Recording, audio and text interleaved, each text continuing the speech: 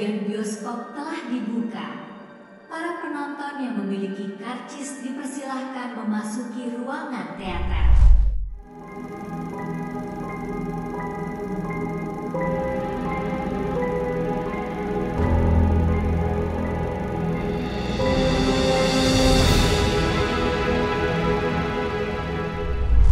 Tadi coba lihat yang perempuannya itu.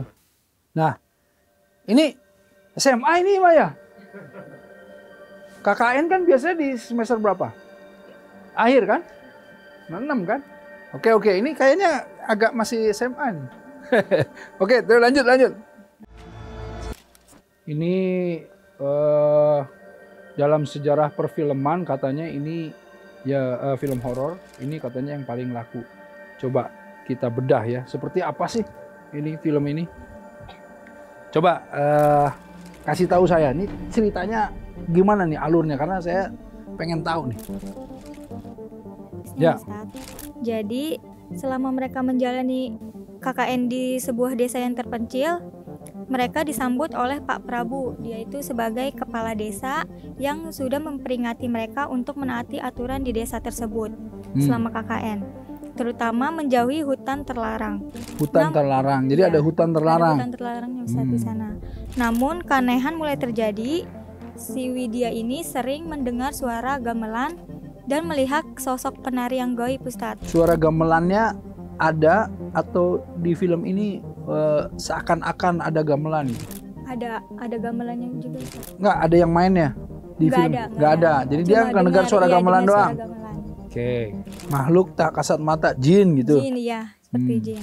Lalu puncak dari teror ini semakin mencekam ketika dua orang mahasiswa melakukan perjinahan di dalam gubuk yang ada di hutan. Siapa itu? Bima itu? Itu si Bima sama si Ayu, Ustadz. Bima sama Ayu? Iya. Aduh, naudzubillah min dzalik. Makanya, terus? Ternyata gangguan-gangguan tersebut muncul dikarenakan ada mahasiswa yang bersekutu dengan Badarawi, jin yang menguasai desa tersebut. Salah satunya ada mahasiswa yang bersekutu dengan Badarawi. Itu jin di situ. Itu dalam rangka apa sih mahasiswa ini main-main sama jin ini?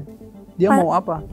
Aku tuh pas lagi aku tonton filmnya, jadi si Bima itu kayak dimimpiin karena si Widya itu dia diikat ular kayak gitu. Jadi yang bersekutu itu Bima. Iya.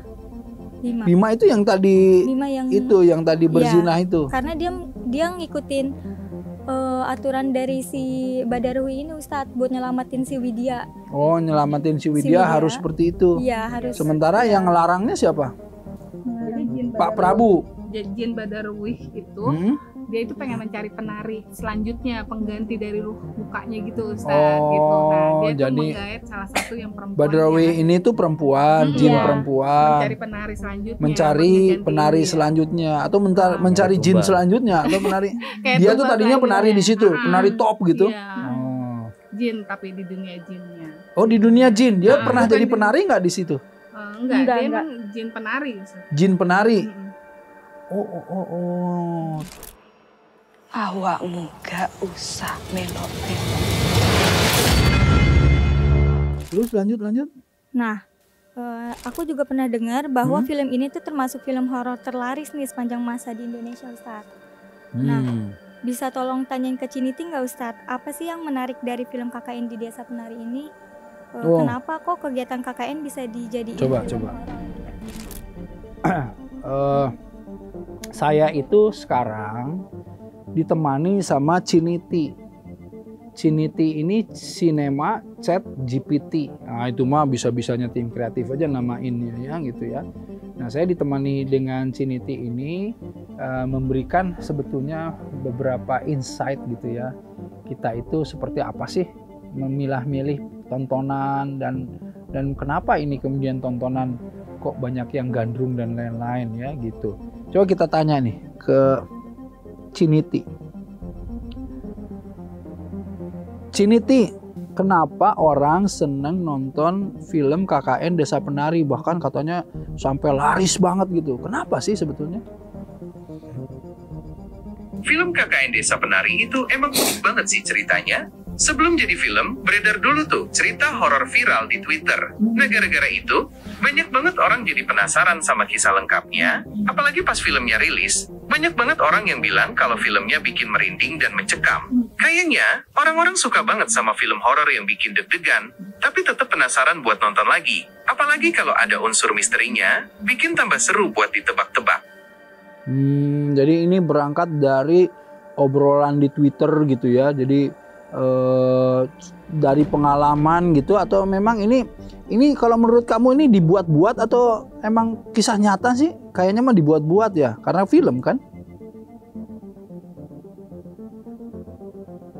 Menurutku sih, film KKN Desa Penari itu campuran antara kisah nyata dan bumbu dramatis biar lebih menarik. Udah pasti ada bagian yang dibesar-besarkan buat bikin penontonnya tegang. Tapi ya, bagian dasarnya emang katanya dari pengalaman nyata. Mau yang mana dulu? Cerita awalnya atau gimana filmnya bisa terkenal banget? Ya betul juga ya. Kenapa cerita ini menjadi menarik? Karena mungkin tadi ya berangkat dari ada pengalaman gitu ya, dari mahasiswa-mahasiswa yang KKN gitu ya. Gitu ya? Iya, betul banget. Ceritanya kan emang berawal dari thread viral di Twitter, jadi orang-orang udah pada penasaran duluan. Ditambah lagi, tema KKN di desa terpencil kan masih jarang diangkat ke layar lebar, jadi orang-orang makin tertarik buat nonton. Oh iya, kamu udah nonton filmnya belum? Oh enggak, saya mau nggak nonton. Ada pertanyaan apa kira-kira? Jadi itu di film ini para warga desa Penari masih mempercayai kepercayaan kuno seperti melakukan ritual memberikan sesajen kepada para arwah leluhur terdahulu, Ustaz. Ya. Nah, apakah kegiatan tersebut dibenarkan dalam Islam, Ustaz? Pokoknya diatur ya.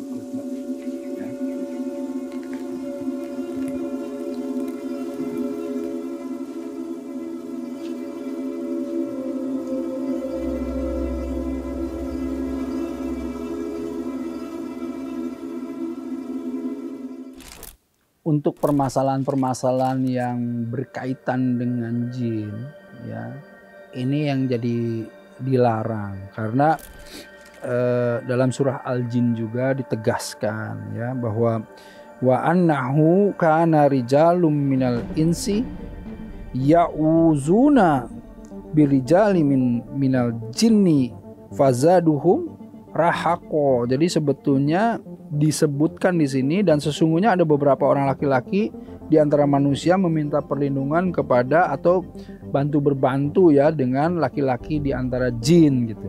Maka jin-jin itu akan menambah yang namanya dosa dan kesalahan.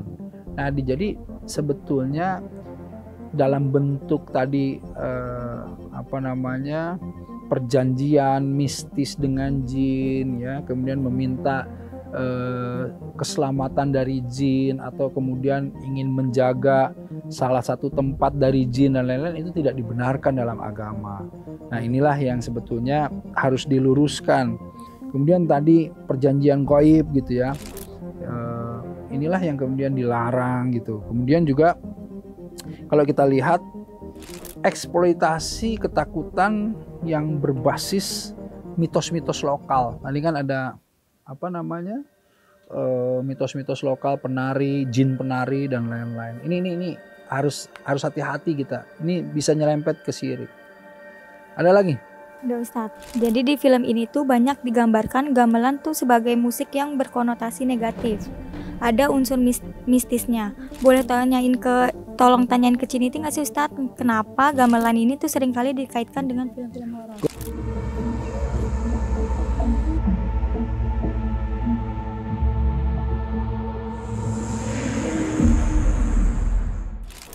Gak usah Ciniti kalau gamelan, saya aja gini.